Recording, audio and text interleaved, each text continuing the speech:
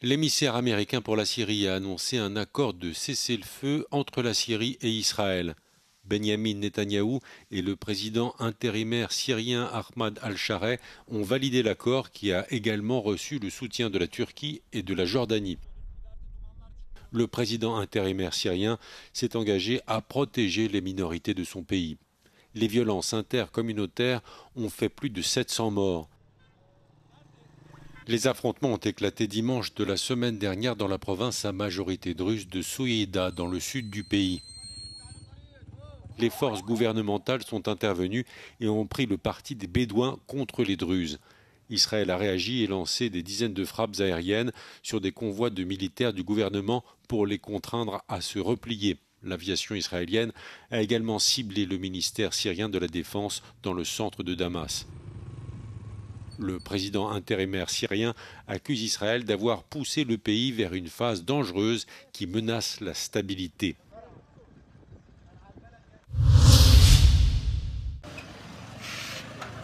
Les Palestiniens accusent l'armée israélienne d'avoir tiré sur la foule à proximité de 2 centres de distribution de nourriture dans le sud de la bande de Gaza. La défense civile fait état de 26 morts. Associated Press avance un bilan de 32 victimes. Selon la défense civile palestinienne contrôlée par le Hamas, les tirs ont eu lieu à proximité des centres de distribution d'aide gérés par la Fondation humanitaire de Gaza, une organisation soutenue par les États-Unis et Israël.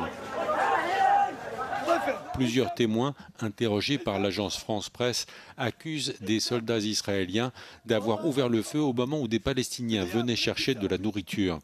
22 personnes auraient été tuées près de Khan Younes et 4 près de Rafah.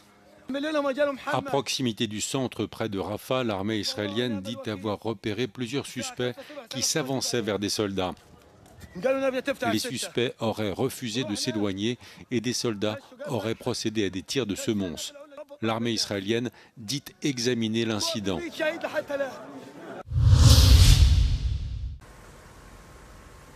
Les Ukrainiens ont compté pas moins de 344 drones et 35 missiles dans la seule nuit de vendredi à samedi.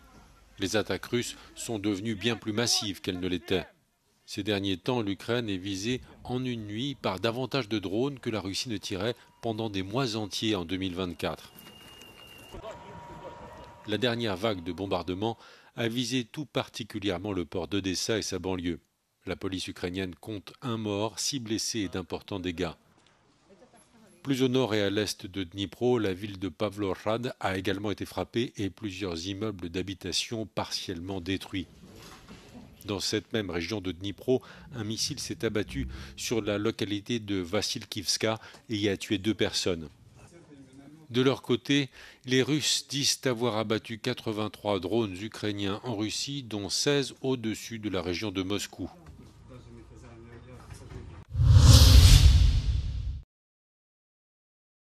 Le département américain de la justice demande à un tribunal fédéral de donner son feu vert à la publication des documents judiciaires du dossier Jeffrey Epstein.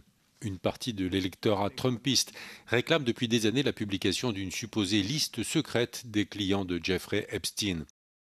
Le 7 juillet, le FBI et le ministère de la Justice ont conclu n'avoir trouvé aucune liste impliquant des personnalités, mais le rapport n'a pas éteint les théories du complot.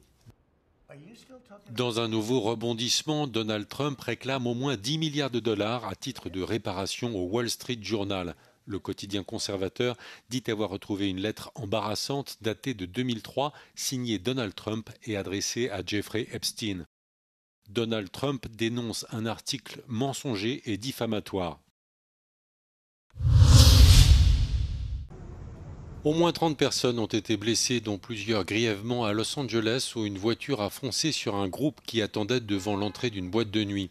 Le conducteur du véhicule a ensuite été extrait de sa voiture, blessé par balle et transporté à l'hôpital. La police cherche le suspect qui a tiré sur le conducteur de la voiture. Les enquêteurs ne savent pas encore si le conducteur a intentionnellement ou non lancé sa voiture dans la foule.